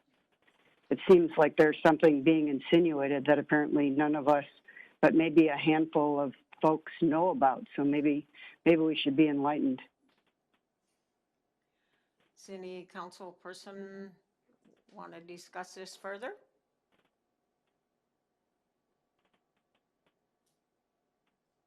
Madam Mayor. Yes, go ahead, sir. The reason why I was bringing this up is because we came up in discussion earlier tonight, and I think that's a very important discussion that we have when it comes to council having financial interest, whether it's direct or indirect. And we've had that discussion this evening with the CARES Act, and very open discussion where we could understand and make determinations and rulings when individuals have direct or indirect financial interests. And, if somebody's job title or position gives them their job or business has interests which lies within the marijuana industry that would help support their business or job, I think it is very important to have that understanding out there. Madam Mayor, Councilwoman Combs? Yes, go ahead. I don't think that anyone on this council needs a lesson from Councilman Best on what conflict of interest means, but it does sound like he is personally insinuating that someone on this council isn't being forthcoming. And so the question from Dr. Valerius was, who is he talking about? If he's not willing to answer that question, that's fine, but this is a really odd turn on this conversation. Okay. Councilman Valerius, you had your hand up. Go ahead. Yeah, I guess thank you, Madam Mayor. I'd like to direct this at Mr. Best. If I don't have any financial, direct or indirect, in a marijuana business, so if that's what you're insinuating, I take offense to that, and I think that the comment, if that's what you're doing, is entirely out of line.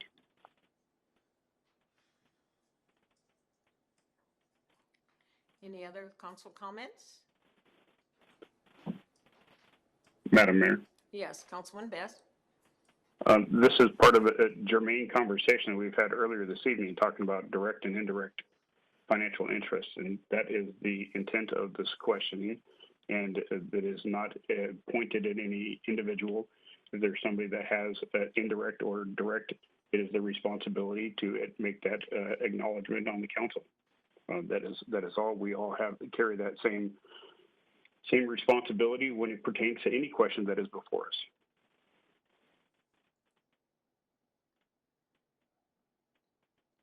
Okay. Further questions, comments from any of the council members?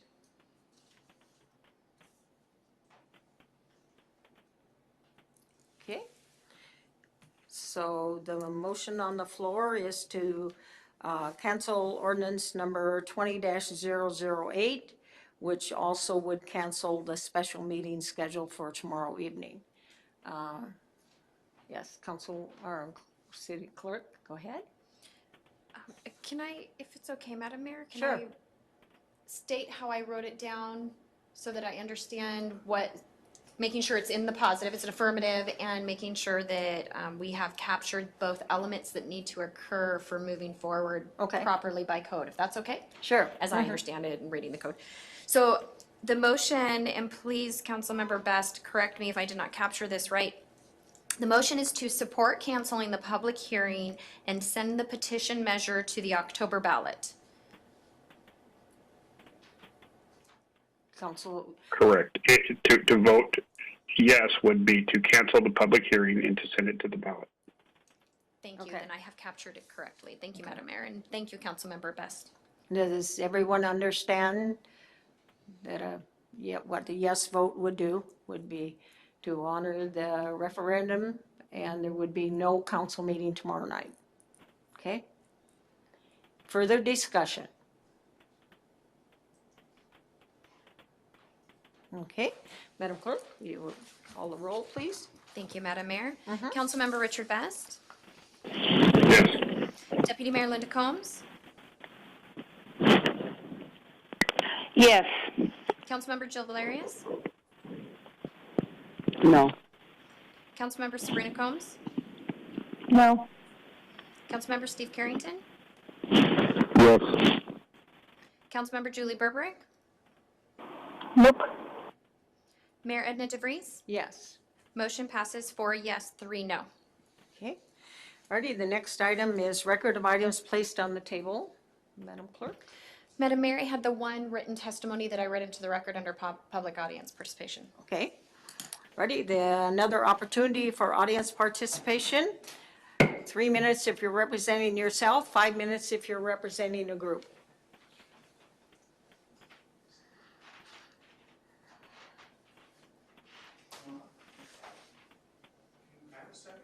Yes. Just 1 second? Let me get the timer loaded, and then Kara, do you mind taking over the timer, please?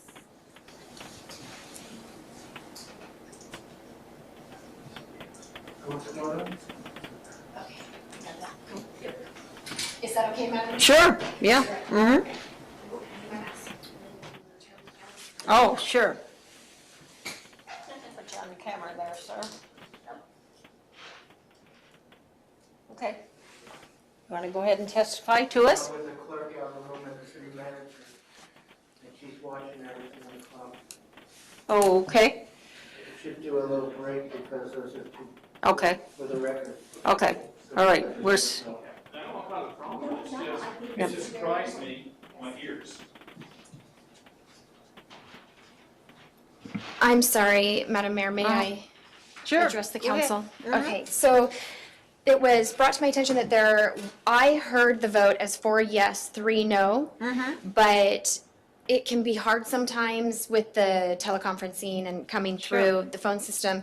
And so it was requested as there were a couple of people who heard that vote as 3 yes, 4 no. Okay, So did I capture the votes incorrectly? okay. 4 So- yes, 3 no is what I captured. Okay, so, council members, there's a question regarding whether there were 4 yeses and 3 nos. So is there anyone that questions how the clerk recorded your vote? And it was specifically to Councilmember Steve Carrington, I captured as a yes. Councilmember Richard Best, I counted as a yes. Deputy Mayor Linda Combs was a yes, and Mayor Edna DeVries was Yeah. a yes. Okay, let me see if that, Thank you. okay, It is very hard to hear. yeah. That was Steve Carrington. Oh, Councilmember yes, Carrington. go ahead. Yeah, I'll turn off the Bluetooth. Yeah, my vote was a yes. Yeah, okay. All right, thank you. Okay. Thank you very much, Madam Mayor. Apologize for that interruption. No problem. Okay, so we're back to audience participation.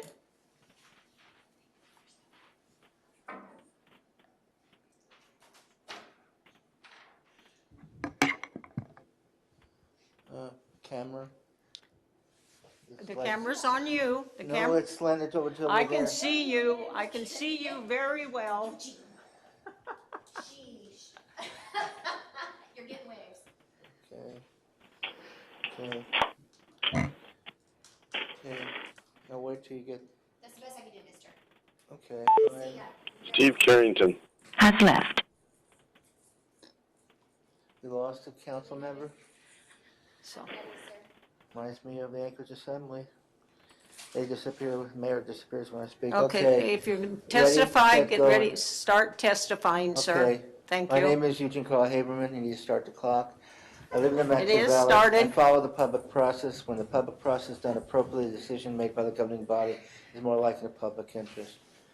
First, I'd like to note, we are moving into winter in about a month or so, and we need to be prepared for the situation. I appreciate if the clerk can listen to my comments because it pertains to the way these meetings are going and where they're going to be located. I did make some recommendations. I did make some recommendations that look for a deal between the borough assemblies so you can have your meetings out there, a larger room. In sidebar conversation with the clerk earlier today, it was noted that there may be some costs involved and also other difficulties. I would appreciate very much that you encourage her to do a written report specifically identifying the problems that need to be addressed because basically you can't be operating in this scenario. Look around you. Most of the council members are somewhere else. You're remote. In the back, you have a place for about 4 or 5 seats, about it. But if you have more staff here, less members of the public. Pattern has been people out in the summertime walking in and going out the door. But we're moving into winter. And you could be addressing issues, and you could have almost addressed the issue on the marijuana, but that has been put off for tomorrow night's meeting. That's not going to happen. But that could have drawn a crowd. Drawing a crowd, you need to give them space, and for you and for respect. And the setup right now with the council meetings, you're set up in a situation where it's not set up to have people in this room more than a couple. So you can't have that because you need to hear from the people. And another note is the issue about documents that are read on the record and being able to be put on the record as far as on the website. I understand from the clerk earlier today that there's some cost involved if you want to change scenarios. There's also scenarios with the borough has got a different site set up in mechanics technology than you do. So there's may not be a way to do it. There may be some cost, but you need to address it the sooner the better in a written form, exactly what's going on and what parameters you can work with. But I can't see how the Borough Assembly would not cooperate with the City Council of Palmer to at least offer the room and do some of the help so you'll be there. Because as long as you're alternate Tuesdays, there's really no conflict. You know, Borough Assembly held their meeting last Tuesday. You held it this Tuesday. Next week's the Borough Assembly meeting again. And then I'll close with this briefly. If you've got an item with the State Fair for CARES Act money, I strongly encourage you not to accept money to them. And I'll be telling the borough, too, to get that money back for their contempt on operation dealing with COVID. They're not making a fair effort. Recommendations for masks, thousands of people there, and it's very unhealthy. That's all I have to say. Thank you. Because that's all the time I have. That's right, it is. Anyone else like to address the council?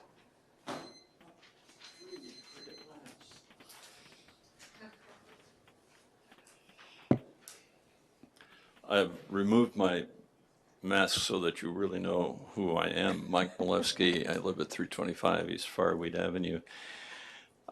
I wanted, as I listened tonight, I was struck by two things. One, Janelle earlier obviously put some energy and time into reflecting upon an event that happened back previous meetings, the suspension of the plastic ban.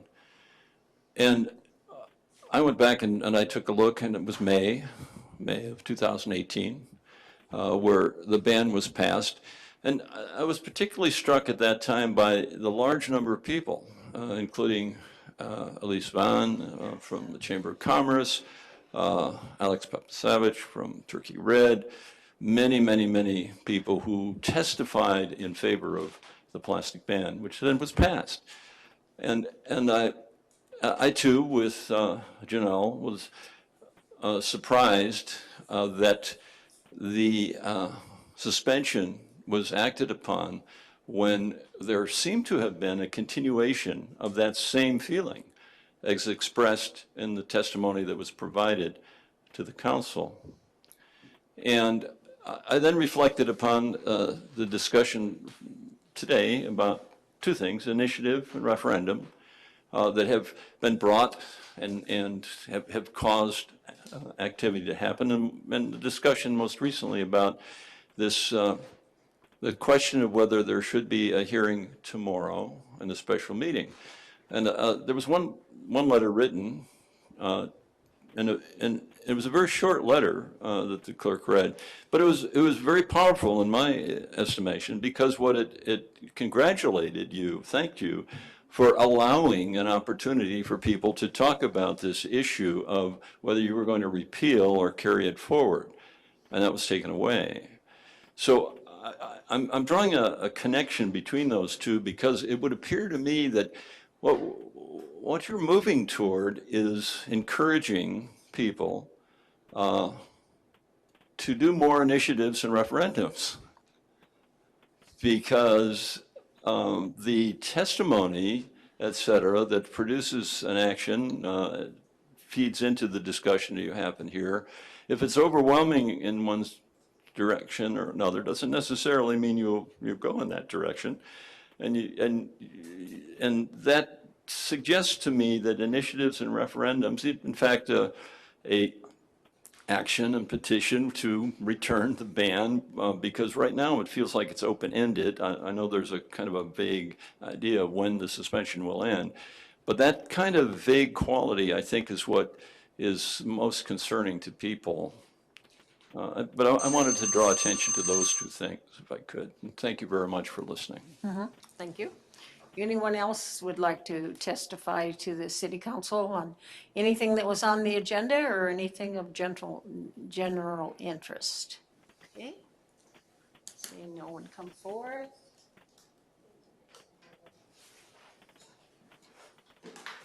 Okay, we'll close audience participation and council comments. And since I see people, I'll call on the people I see first. Councilwoman Combs? Thank you, Madam Mayor. I want to start off by congratulating Palmer Little League. They finished their abbreviated season this year. They were able to successfully pull off a season and have an activity for our kids to enjoy that was safe and COVID-free, thankfully. So a big thank you. That's a 100% volunteer-run organization. And they were able to bring a little bit of exercise and joy to some kids this year that had been missing their friends and their games. So I'd like to thank Janelle Gagnon for coming in and her testimony. She echoed a lot of my own thoughts and things that I spoke on at our last meeting on how severely disappointed I am in the actions of some of the members of our body and lifting a ban that wasn't necessary. So I appreciate her coming in and speaking on that. That's all I have. Thank you. Okay, Councilwoman Berberick?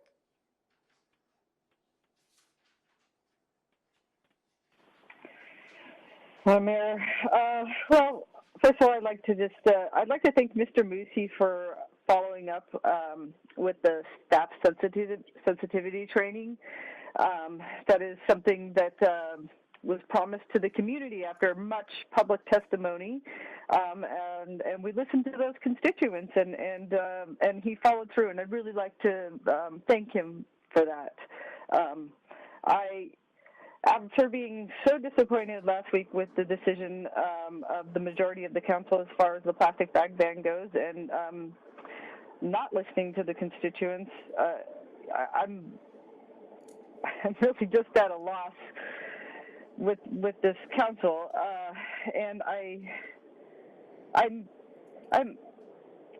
pretty concerned and upset by the insinuation, what appeared to be something that maybe has even been discussed by some members of the council, that one of us would have a conflict of interest as far as the marijuana ban goes, and I'm pretty disgusted by that, and that's all I have. Okay, Councilwoman Valerius? Thank you, Madam Mayor.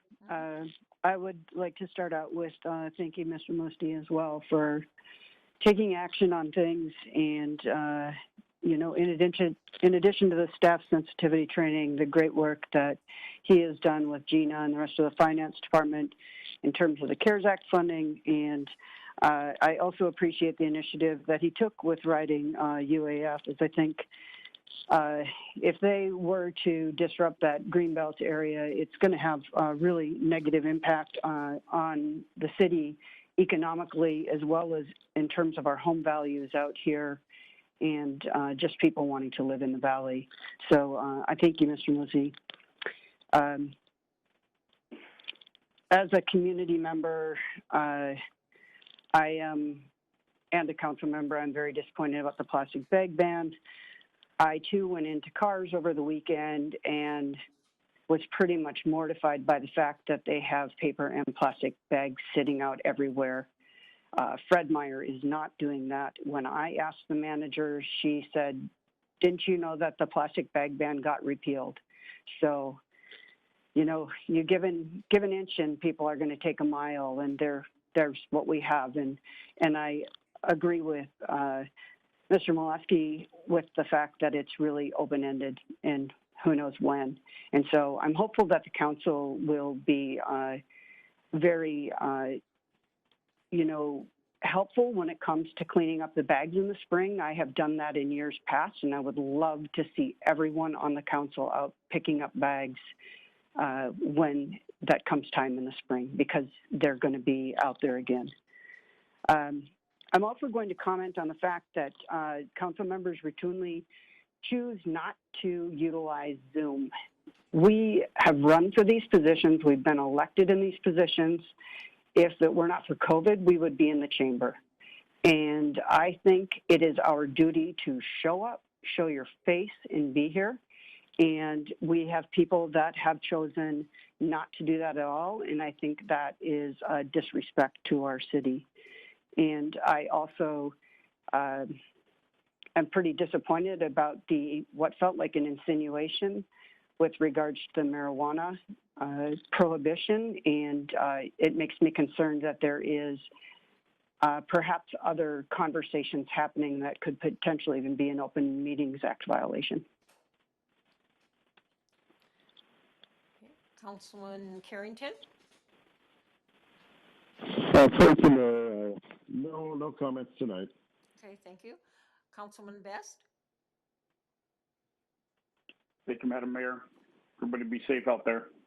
I would like to say that I had a conversation this week with Jerome over at the fairgrounds. Had taken some phone calls from citizens that were concerned about the activities going on out at the fair, and had great conversations understanding the processes that the fair board and manager are going through when they are allowing activities out at the fair site. Again, this is a private piece of property. It's a private corporation.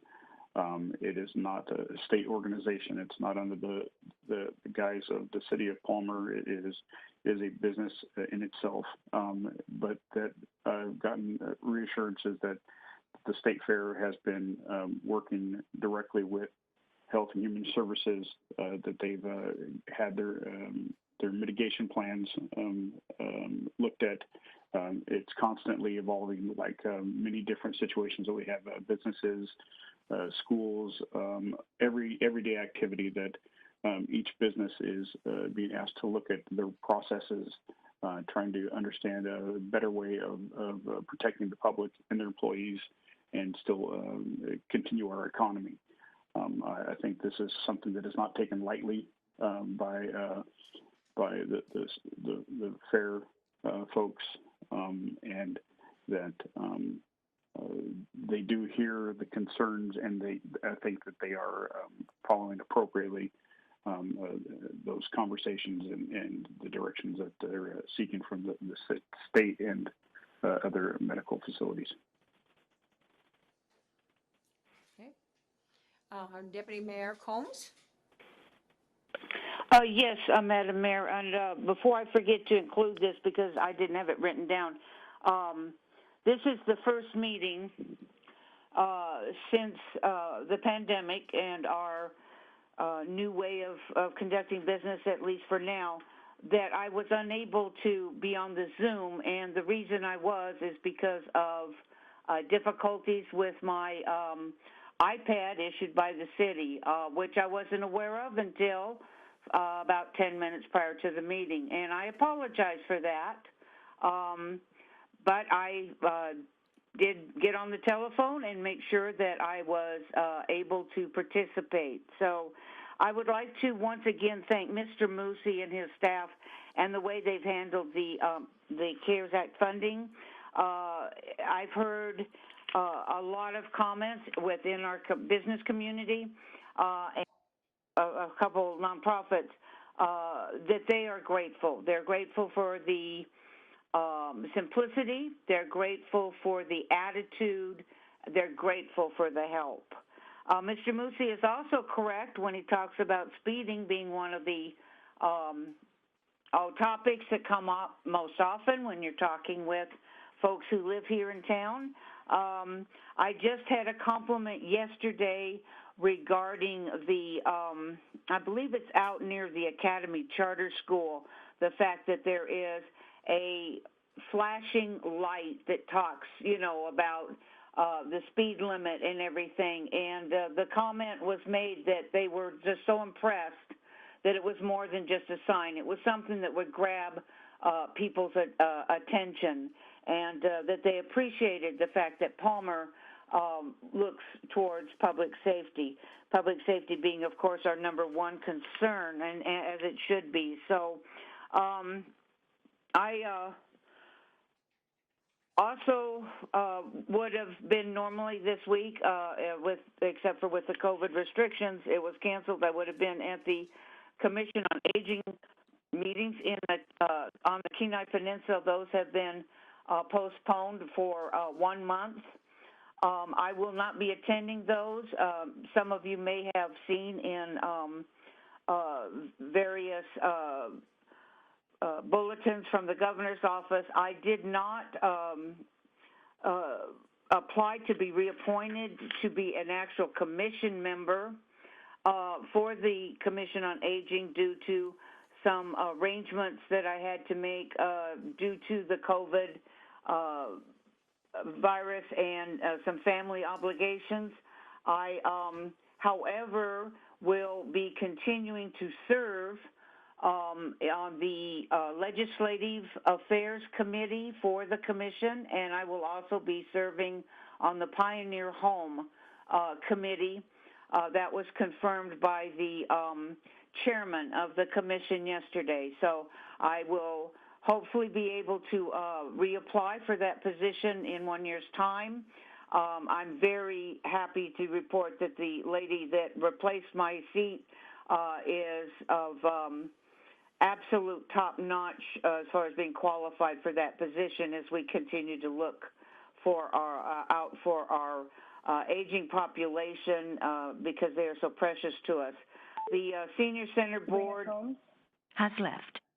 The Senior Center Board met yesterday. We are opening the library during certain hours. Please check out their website. It's brand new. We are not opening, however, for congregate meals at this time. It's still not a safe thing to do. So I'll try to keep everybody apprised of what's going on in those areas. Everybody should have a safe week and next week, I hope. And we'll be talking to you again at our next meeting. Thank you, Madam Mayor. So with that, I'll adjourn the meeting. Jill Valerius.